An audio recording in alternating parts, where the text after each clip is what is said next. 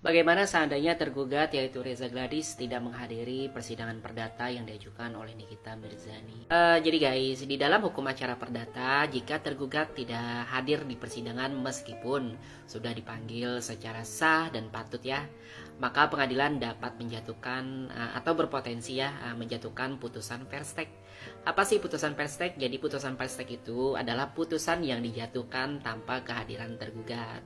Karena hakim biasanya menilai ya bahwa tergugat dianggap lalai memenuhi panggilan pengadilan tanpa alasan yang sah. Dasar hukumnya apa bang? Dasar hukumnya di dalam pasal 125 HR dan pasal 149 RBG. Tapi perlu diketahui juga ya guys, bahwa kehadiran prinsipal atau kehadiran dari tergugat langsung itu tidak wajib dalam perkara perdata. Karena biasanya dapat diwakili oleh kuasa hukumnya atau pengacara, kecuali dari majelis hakim secara khusus meminta kehadiran pribadi tergugat, maka dia wajib hadir dan datang. Kemudian jika ya seandainya tidak ada yang hadir sama sekali, baik dari pihak tergugat maupun pengacaranya, dan panggilan itu dilakukan secara sah, maka gugatan dari penggugat berpotensi dikabulkan secara first take. Jadi dalam kasusnya Nikita Mirzani versus Reza Gladys, selama Reza hadir tidak ada masalah ya. Tapi kalau tidak hadir sama sekali bisa kena putusan perstek kecuali diwakili oleh pengacaranya. Gugatan wan prestasi yang diajukan oleh Nikita Mirzani ternyata membuat banyak pihak memberikan reaksi ya. Ada yang positif, ada juga yang negatif. Nah, kali ini saya akan membahas yang negatifnya nih. Jadi ada pihak yang mengatakan bahwa tidak ada wan prestasi karena uang 4 miliar itu diberikan karena keterpaksaan. Kemudian ada juga yang mengatakan gugatan wan prestasi itu merupakan langkah yang tidak tepat. Selanjutnya ada yang mengatakan bahwa nggak bisa wan prestasi tanpa adanya perjanjian tertulis. Nah, ada juga yang mengatakan bahwa wan prestasi ini merupakan upaya balas dendam dan mengkriminalisasi Reza Gladys. Sekarang saya akan jawab satu-satu pakai dasar ya, bukan sekedar prasangka. Yang pertama, tidak adanya wan prestasi karena uang 4 miliar diberikan karena terpaksa. Menurut saya ini logikanya terbalik guys. Nikita Mirzani menggugat karena menurutnya ya, ingat ya, menurut Nikita Mirzani, uang 4 miliar itu diberikan berdasarkan kesepakatan yang tertuang dalam sebuah perjanjian secara lisan. Menurut Nikita Mirzani, ingat ya, bukan menurut saya. Kemudian Reza Gladys mengaku terpaksa dan merasa diperas, makanya dia melapor ke polisi. Nah, jadi keduanya mengklaim hal yang berbeda ya guys. Dan karena belum ada putusan ingkrah dari pengadilan, maka posisi mereka masih abu-abu secara hukum. Pertanyaannya siapa sih yang benar? Nah, hakimlah yang menentukan guys, bukan saya, bukan Anda, ataupun netizen-netizen yang lain. Kemudian perihal gugatan wan prestasi yang dianggap merupakan langkah yang tidak tepat. Jadi gini guys, tepat atau tidak itu menurut saya ya, ini relatif. Ini soal strategi hukum. Bang Fahmi maupun Nikita Mirzani tentunya ya jelas punya pertimbangan. Mereka lebih mengetahui apa yang mereka butuhkan saat ini sesuai dengan porsinya.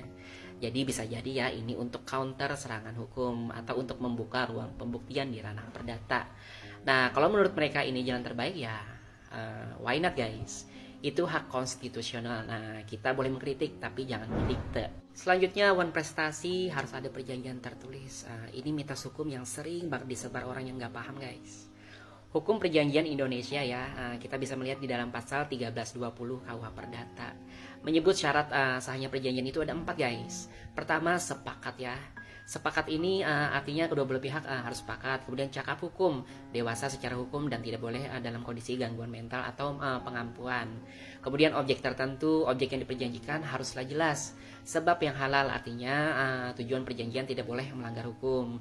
Lalu di pasal 1338 KUH Perdata menyatakan ya bahwa semua perjanjian itu sah dan mengikat sebagai undang-undang bagi para pihak yang membuatnya. Jadi baik tertulis maupun secara lisan, perjanjian itu dianggap sah secara hukum. Selama bisa dibuktikan bahwa kesepakatan itu benar-benar terjadi, maka wan prestasi pun bisa diuji. Kemudian soal ini adalah upaya balas dendam dan upaya mengkriminalisasi Reza Gladys. Menurut saya betul ya, ini adalah bentuk perlawanan balik. Ini adalah balas dendam yang sah secara hukum. Balas dendam dalam hukum itu bukan soal emosi guys, tapi soal strategi yang legal. Yang harus kita tanyakan itu bukanlah kenapa dia menggugat secara perdata, tapi apakah gugatan ini sah dan bisa dibuktikan. Dan yes, hukum tidak melarang tersangka menggugat pelapornya secara perdata. Kalau terdengar tidak etis, ya itu soal rasa ya, relatif.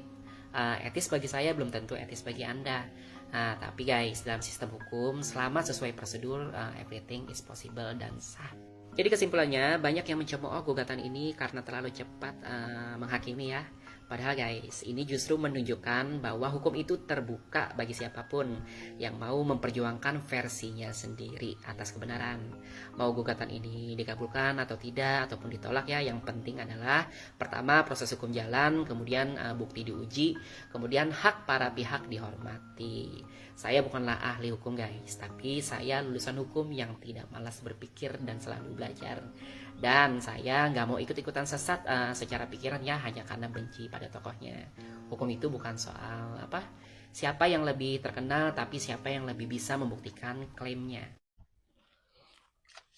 Ini para owner skincare yang nakal ini sebenarnya gimana ya?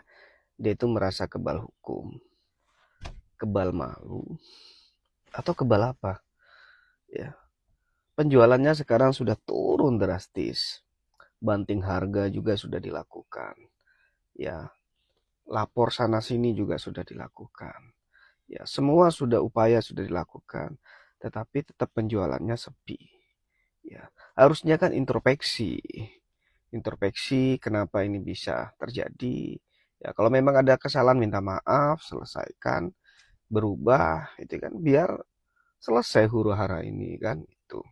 Tetapi kalau proses hukumnya ya berkaitan dengan dia jual produk yang overclaim maupun abal-abal, ya harus tetap diproses dong, tidak ada permintaan maaf.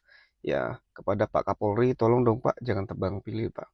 Ya, saya berharap Pak yang sudah ya BP POM warning itu yang sudah dikeluarkan rilisnya itu diproses secara hukum Pak. Ya, biar tidak mudah ya owner skincare ya sudah melakukan kesalahan, dirilis melanggar hukum, ya kemudian mereka berhenti sejenak, kemudian jualan lagi dengan merubah label. Ya, ayo dong Pak, kasihan masyarakat ini Pak, mau kemana lagi kita ini mengadu Pak. Nikmir bisa dinyatakan bebas demi hukum atau lepas, ya asal gugatan Wan Prestasi ya yang diajukan itu kemudian dikabulkan oleh majelis hakim, atau paling tidak dinyatakan bahwa Reza Gladys dinyatakan Wan Prestasi. Dengan adanya putusan itu, maka di situ ya bisa dinyatakan dan atau disimpulkan bahwa ini merupakan peristiwa perdata, sehingga pidananya nanti ketika ini di sidang duluan perdatanya, putusan perdatanya, maka ini bisa kemudian dijadikan bukti agar Nikmir bisa lepas karena ini peristiwa perdata. Itu salah satu tujuan adanya gugatan Wan Prestasi. Tetapi apakah ini nanti dikabulkan atau tidak, wait and see. Saya tidak mau komen karena saya tidak mau terlalu dalam untuk ikut mencampuri persoalan hukum karena sudah masuk ke ranah pengadilan.